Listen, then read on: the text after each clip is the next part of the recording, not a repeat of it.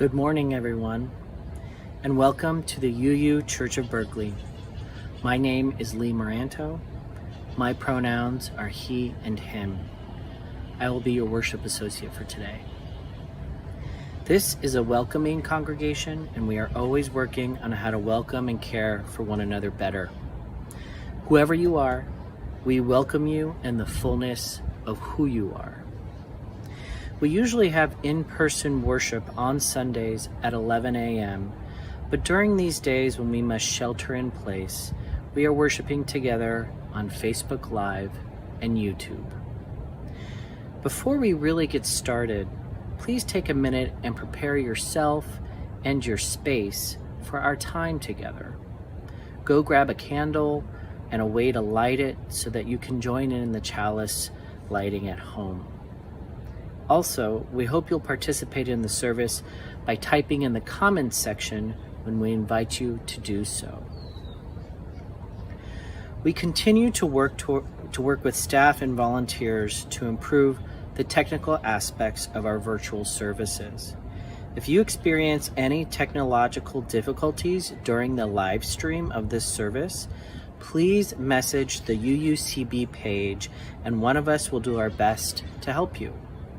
Sometimes problems crop up with technology that we can't control.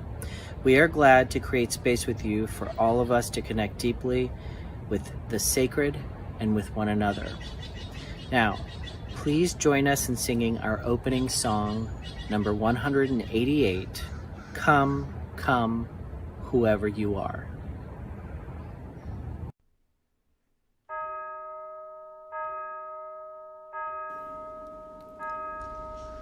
Come, come, whoever you are, wanderer, worshipper, lover of leaving, ours is no caravan of despair. Come, yet again come.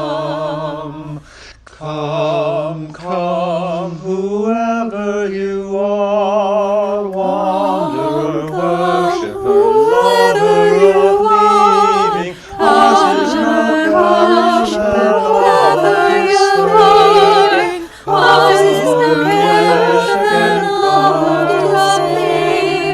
Ours is no caravan of despair. Ours is no caravan of despair.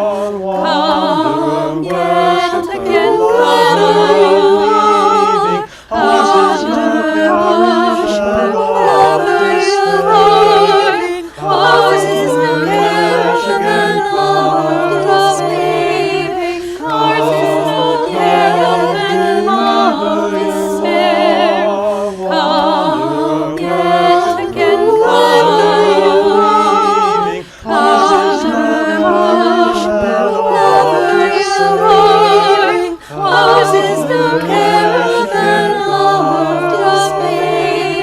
Ours is no caravan of despair. Come, yet again come.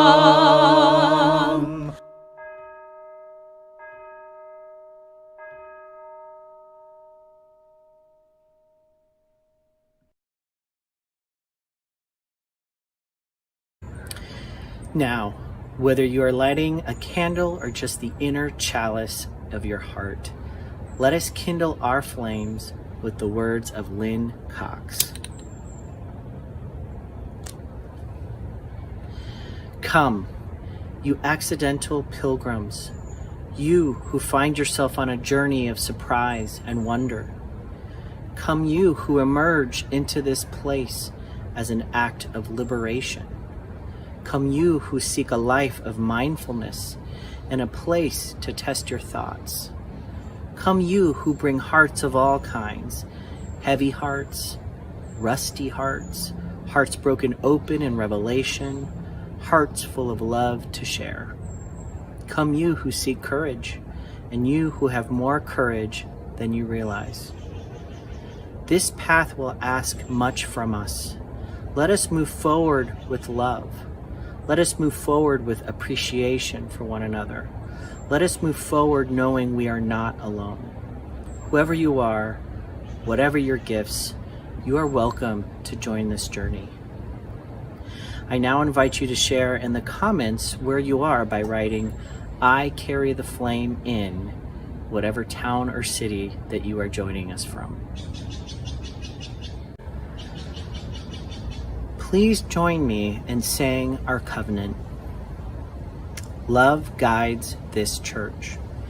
The quest for truth and justice is its common purpose. To give thanks, listen deeply, speak with care, honor our differences, and seek and grant forgiveness. These things we covenant with one another.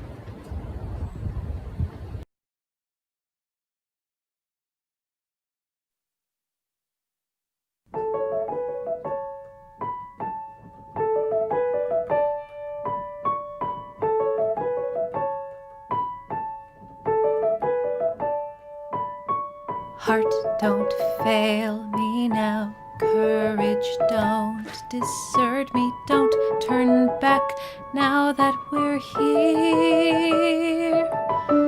People always say life is full of choices. No one ever mentioned fear, or how the world can seem so vast.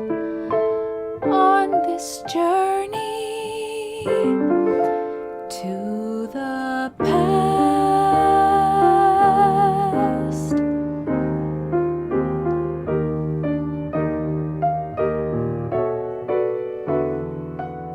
somewhere down this road, I know someone's waiting. Years of dreams just can't be wrong.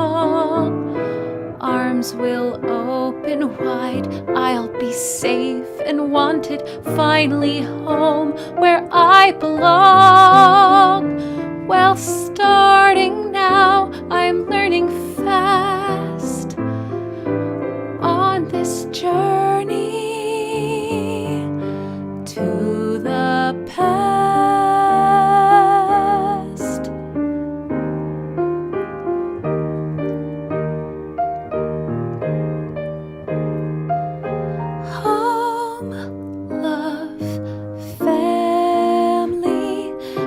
Once a time, I must have had them too. Home, love, family. I will never be complete until I find you.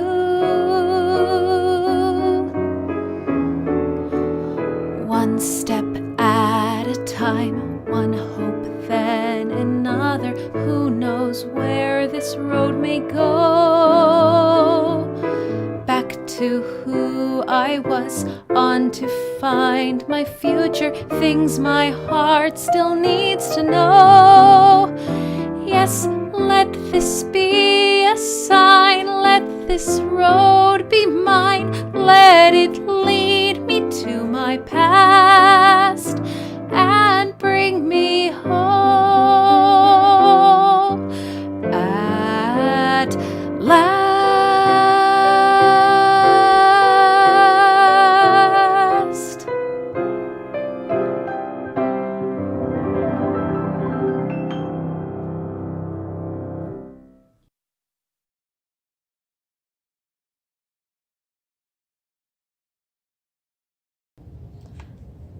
Good morning. My name is Catherine Boyle, and I'm happy to be the Director of Family Ministry here at UUCB. And I am at UUCB right now.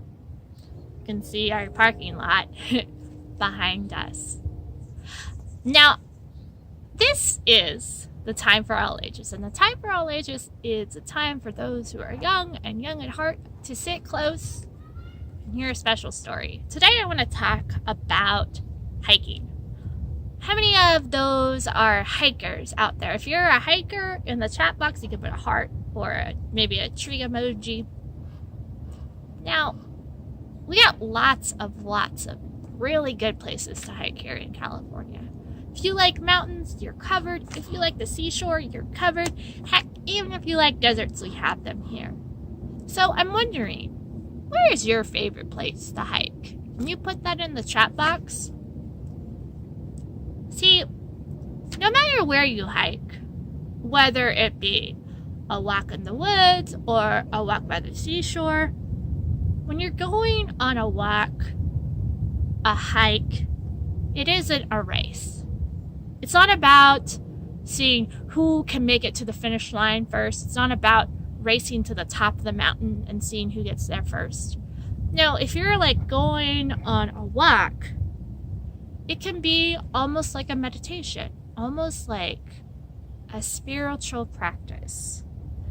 Because when you are outside and you are in nature, you start to be aware of things that you may not be aware of when you're not paying attention, like the sound of a bird or the rustling of the wind through some leaves, or maybe the little buzz of a tiny insect.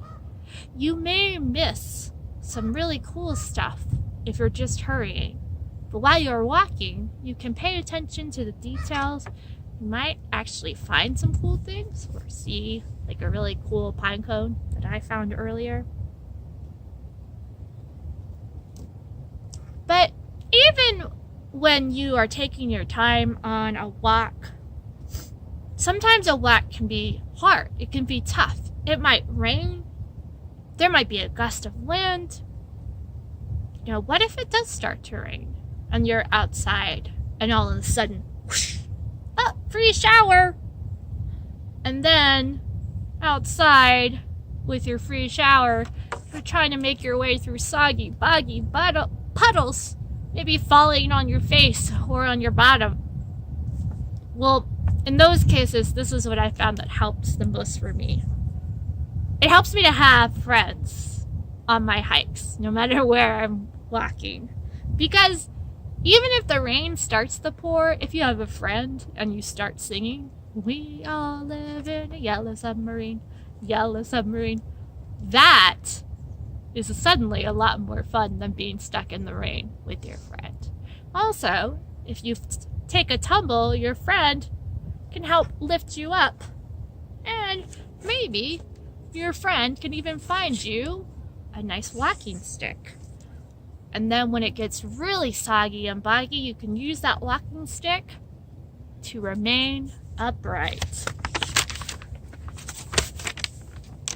So, actually, you know, looking at this walking stick, it's got me thinking about Unitarian Universalism. You know, Unitarian Universalism is a little different from other religions because we see life as a long journey, as a long walk. It starts when we are just very small children and we're just learning about the world, and as we grow and grow, with each new step we gain new knowledge, new experiences, and we explore and revise our beliefs based on those experiences. This means the things that we imagine that may be true when we were 6 are not necessarily the same things we believe are true when we are 60. None of us are certain how this journey will end. None of us know what's on the top of that mountain. But what we do know is that people have gone before us. They have walked and traveled and maneuvered and pushed and pulled along this road called life. And in all their beautiful diversity, we know that this gives us hope and courage that we can do the same thing ourselves. And so, life is hard sometimes. So it really helps us to know that we have a community like UUCB right behind us and in front of us that has our backs. That we know we're not alone when something hard happens.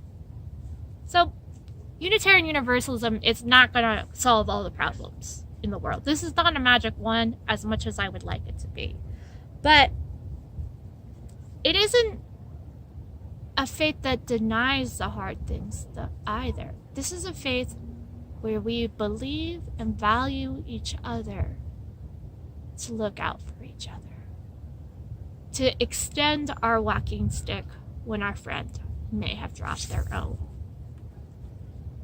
So, my friends, I invite you now to, when this service is over, go out and find your own walking stick. You may already have one, but find that walking stick and hold onto it, grip it really good. And when you need that reminder of this community of UUCB behind you, you can just squeeze that walking stick and feel it in your own hands. With that, I hope you find a good stick. Blessed be.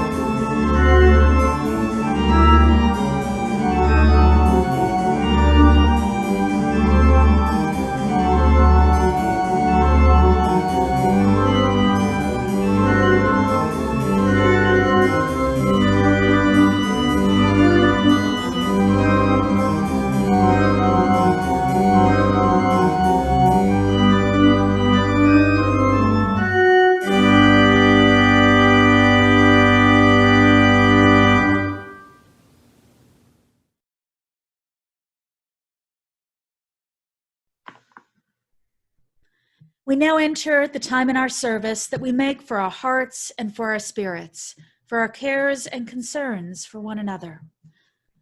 We lift up and hold the joys and sorrows, the cares, concerns, and challenges that we may each be facing.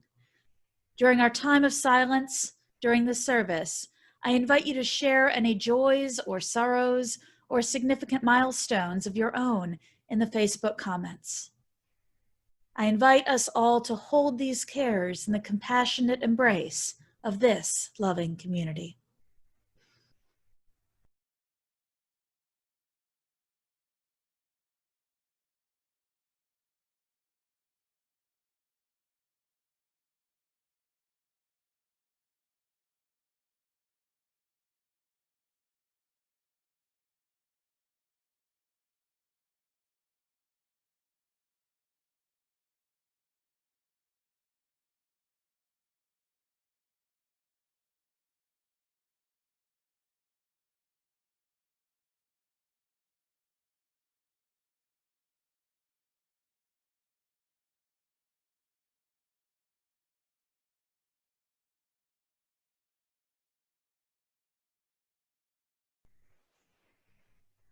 Please join me now in the spirit of prayer. If on a starlit night, with the moon brightly shimmering, we stay inside and do not venture out, the evening universe remains a part of life we shall not know. If, on a cloudy day with grayness infusing all, and rain dancing rivers in the grass, we stay inside and do not venture out, the stormy, threatening energy of the universe remains a part of life we shall not know. If, on a frosty morning, dreading the chilling air before sunrise, we stay inside and do not venture out, the awesome cold, quiet, and stillness of the dawn universe remains a part of life we shall not know. If, throughout these grace-given days of ours, surrounded as we are by green life and brown death, hot pink joy and cold gray pain, and miracles, always miracles.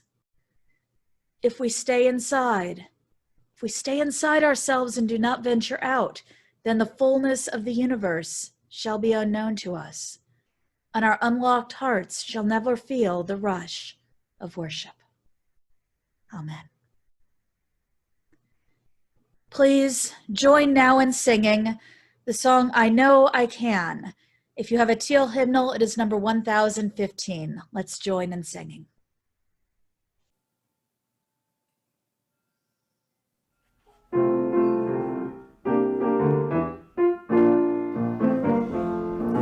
Though days be dark with storms, and burdens weigh my heart, though troubles weigh down every turn, I know I can go on. When sorrow heals my soul, and burdens make me strong. Though troubles weigh down every turn, I know I can go on. And though the journey is long, the destination is here. Though troubles weigh down every turn, I know I can go on. My sister in my heart, my brother in my song. Though troubles weigh down every turn, I know I can go on. So brothers, take my hand, and sisters, sing my song.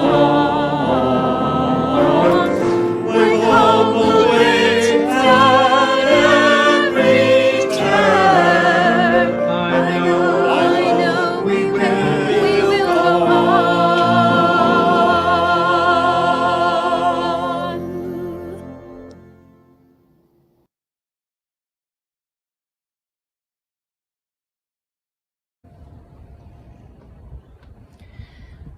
Our reading is by Jan Richardson, and it's called For Those Who Have Far to Travel. If you could see the journey whole, you might never undertake it, might never dare the first step that propels you from the place you have known toward the place you know not.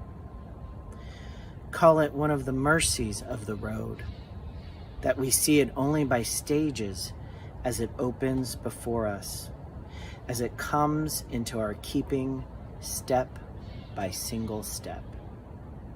There is nothing for it but to go, and by our going, take the vows the pilgrim takes, to be faithful to the next step, to rely on more than the map, to heed the signposts of intuition and dream, to follow the star that only you will recognize, to keep an open eye for the wonders that attend the path, to press on beyond distractions, beyond fatigue, beyond what would tempt you from the way. There are vows that only you will know, the secret promises for your particular path, and the new ones you will need to make when the road is revealed by turns you could not have foreseen. Keep them, break them, make them again. Each promise becomes part of the path. Each choice creates the road that will take you to the place where at last you will kneel to offer the gift most needed, the gift that only you can give before turning to go home by another way.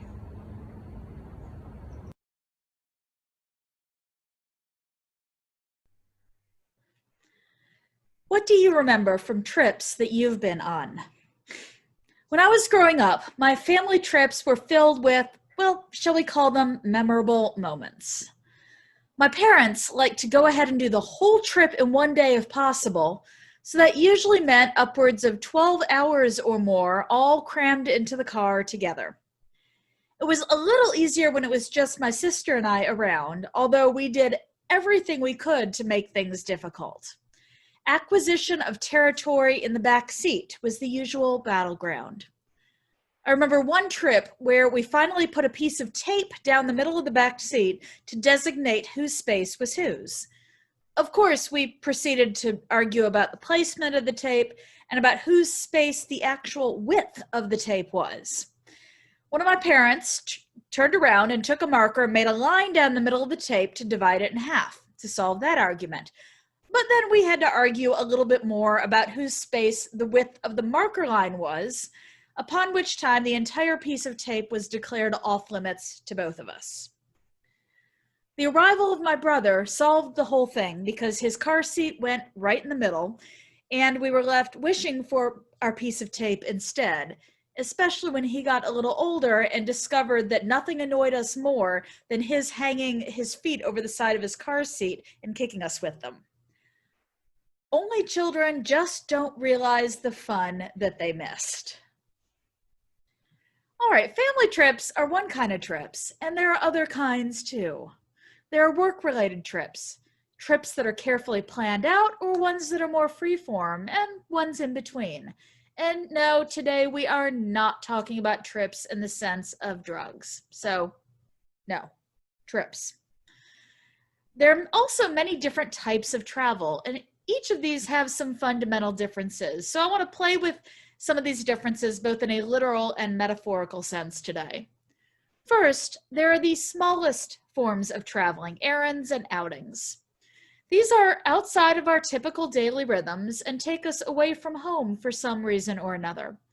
I admit I also talk about digital errands, like when I sit down at a particular time each month to pay online bills and also order specific things that are easier to find online, like the refill canisters for my cat's litter genie.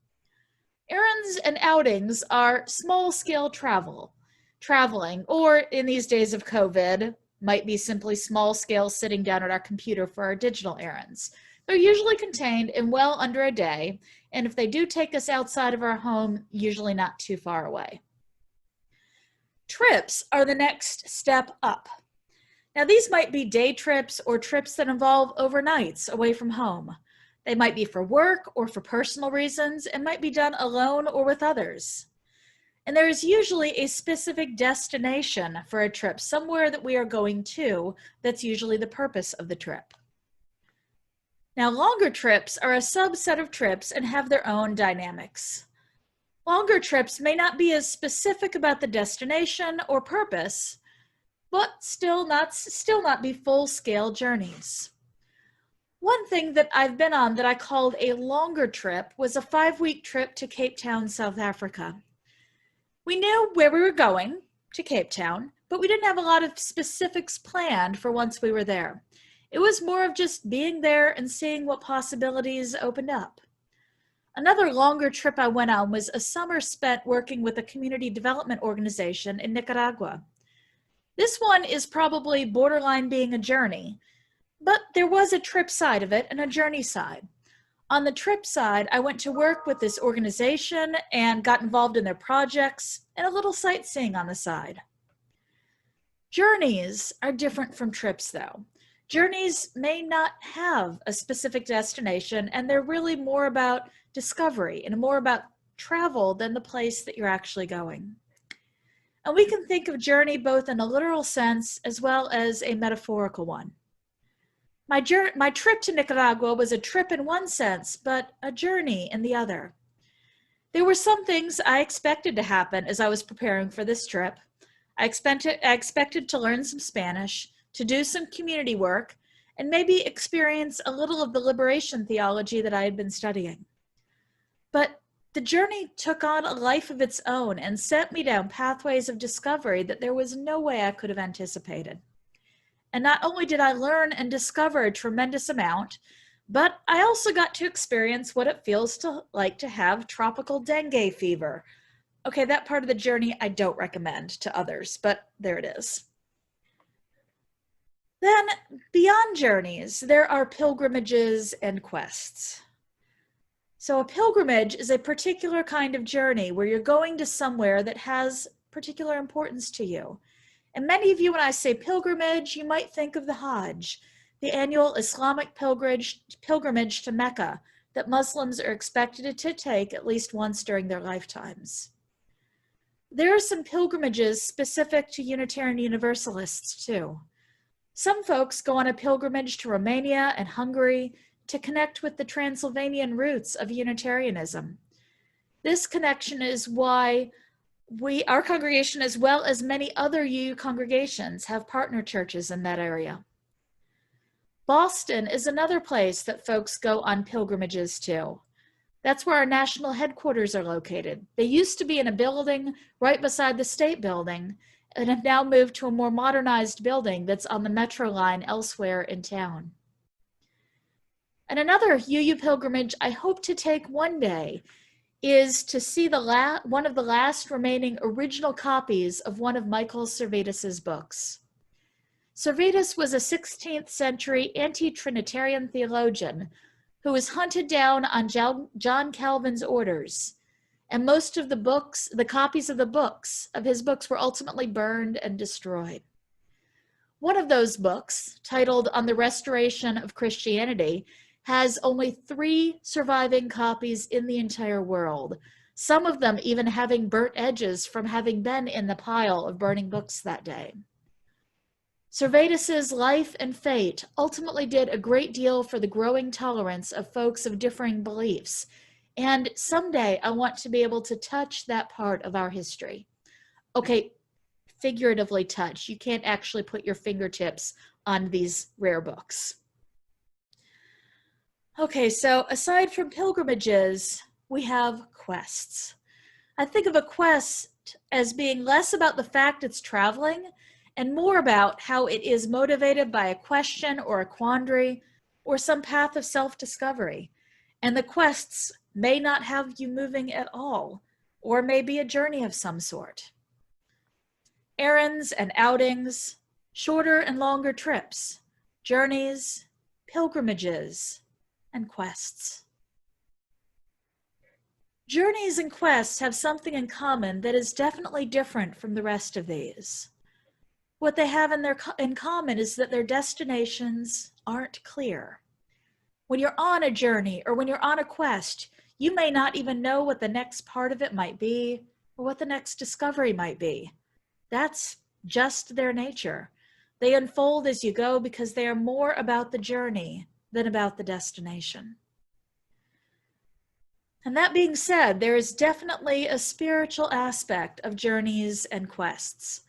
We don't have control over them ourselves, and they connect us with that which is beyond ourselves. You'll also hear quite a bit about spiritual journeys here in our UU congregation. It is a part of human nature to seek and to question and to find the truths as we believe them, and that's something that we nurture here. If you were to just take a look at the cover of one of our hymnals, the one that is teal in color, the title of the hymnal is Singing the Journey. To me, journeying along with one another on our spiritual journeys is a core thing that we do here. And there are little snippets of these journeys that are often shared with each other too.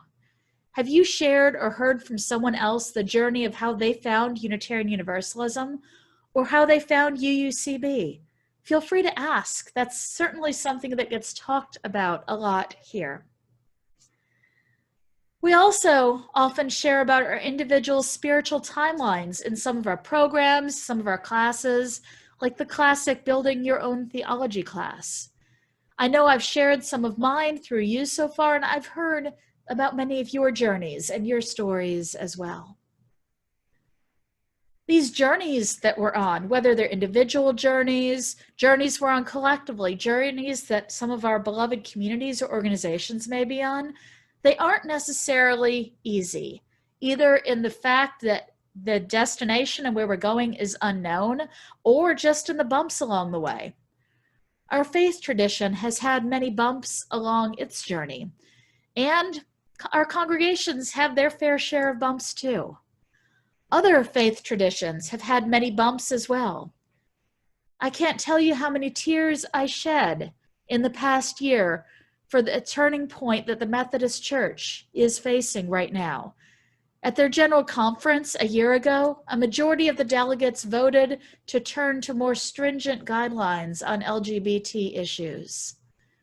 This has been heartbreaking for many, and it makes for an unclear future for Methodists in the United States and everywhere. Their general conference is international, and only 15% of the delegates were from the United States. And this challenge that they're facing now has been brewing for years. And while I can't say that I was surprised with the vote, I am heartbroken that it happened. I don't know what their upcoming journey will hold, and I don't think they do either.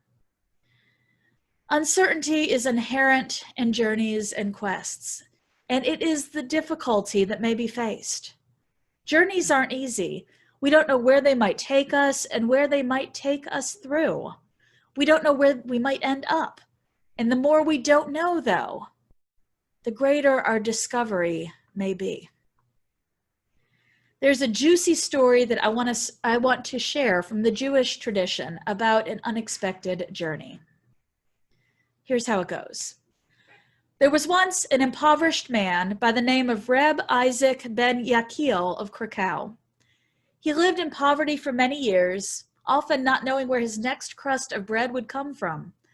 Still, Reb Yakil had faith that God would not let him starve. One night, he dreamed that there was a highly valuable buried treasure under a specific bridge in Prague. At first, he paid the dream no attention, just assumed it was wishful thinking. After all, who doesn't dream of riches? But when the dream repeated itself night after night after night, he began to reconsider. Perhaps there was something to it. Could it possibly be true? So he set off to Prague, a long and tiring journey, only to discover that the bridge of which he had dreamt was right near the royal palace and thus heavily guarded at all hours. Soldiers marched up and down, alert and ready, looking for any signs of danger or unusual activity. Digging under the bridge was clearly out of the question. But Reb Isaac was not going to give up that easily. He returned to the bridge day after day until the guards began to recognize him and, naturally became curious. Why do you come to this bridge every day? One of them asked him one day. Are you waiting for someone? Reb Yakil knew they would not believe some half-hearted excuse, so he figured he'd tell them the truth and told them about the dream. The guard listened, threw back his head, and laughed. You came all this way because of a silly dream? You fool. I had a dream that a certain Jew, a Reb Isaac ben Yakil, had buried treasure under his stove. But do you see me going on a wild goose chase? Of course not. He laughed and walked away. Meanwhile, Reb Isaac ben Yakil hurried off to buy a ticket for the first train back to Krakow. Now he knew where to look. Sure enough, when he arrived, he immediately shoved the iron stove out of the way and began digging at the hard dirt floor. To his great joy and astonishment, after some effort, he uncovered the treasure, a chest of golden coins. Now, this is certainly an unexpected journey. He may have known the bridge, but he didn't know where it was going to take him. I've told this story in the past to talk about the treasure one finds at home, and that's one way of looking at it. But it's also about the twists and turns on our journeys, the things that might inspire them in the first place, the things that might change our paths, and how important other people along the way may be. Journeys can take us to lots of different places. And so I close by asking, where are you being called right now? What journeys are waiting for you? What questions are dangling in front of you or knocking at the door of your heart? What journeys await you, and what journeys await us? May we go together to wherever our journeys may lead. Blessed be.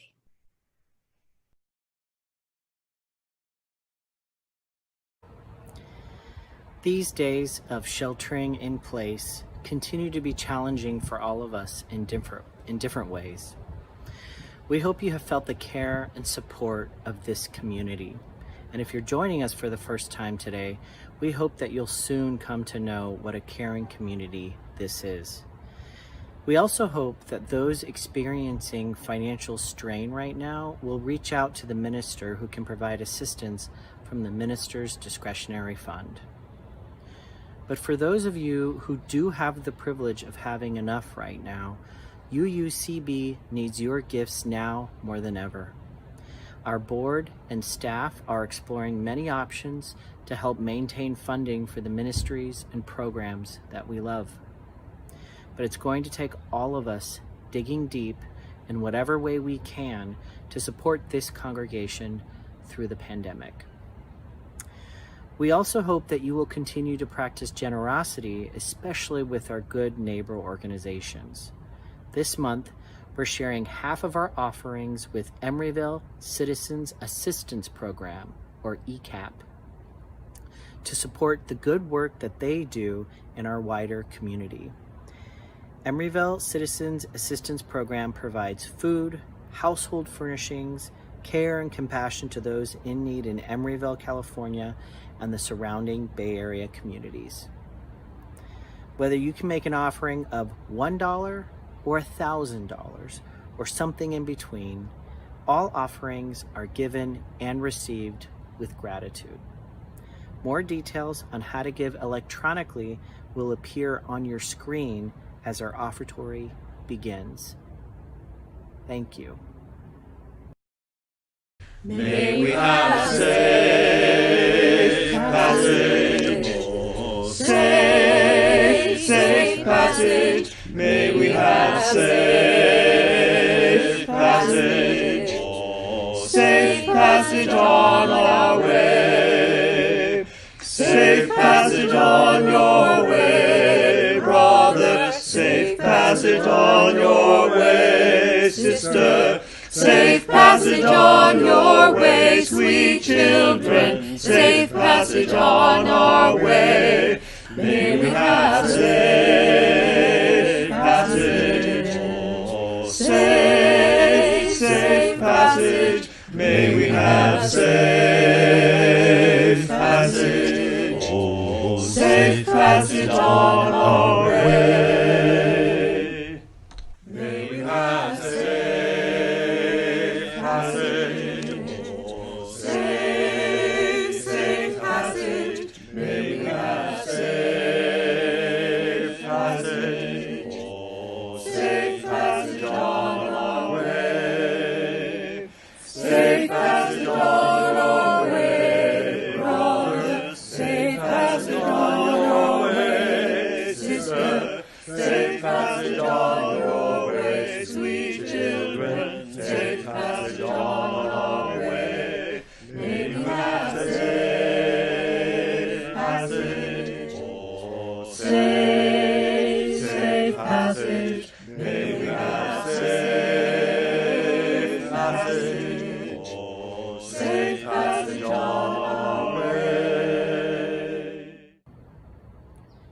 please join me in dedicating our offering. We dedicate our offering and ourselves to the mission of this congregation, to create loving community, inspire spiritual growth, and encourage lives of integrity, joy, and service.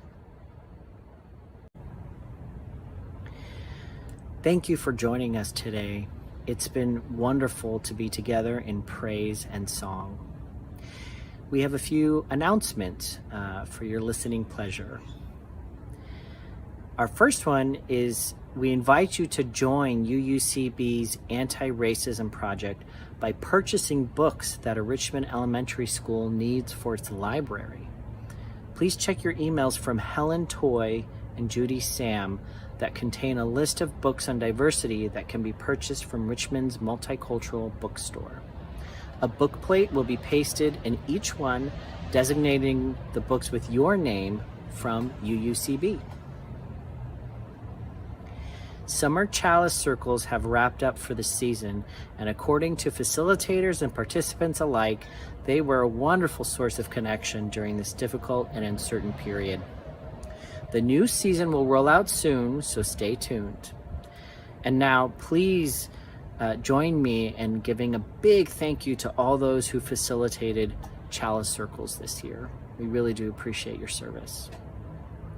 Reverend Michelle was able to join their recent Zoom appreciation gathering.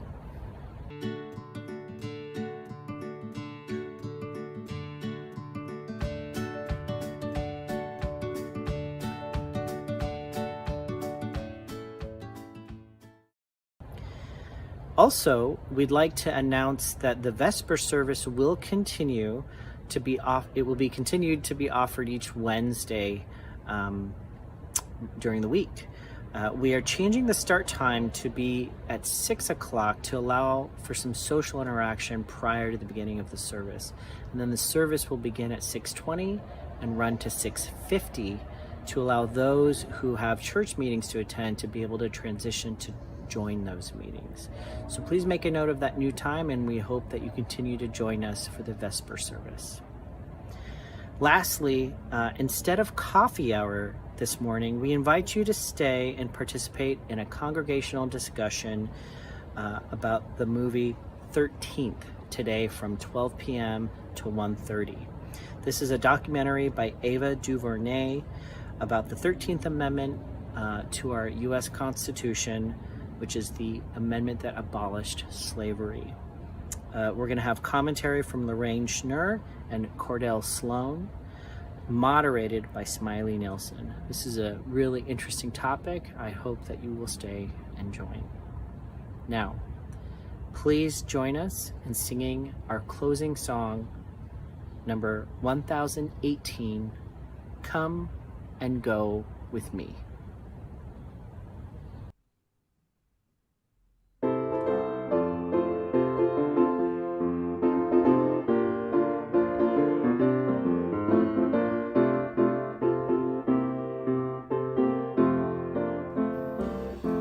Come and go with me to that land. Come and go with me to that land. Come and go with me to that land where all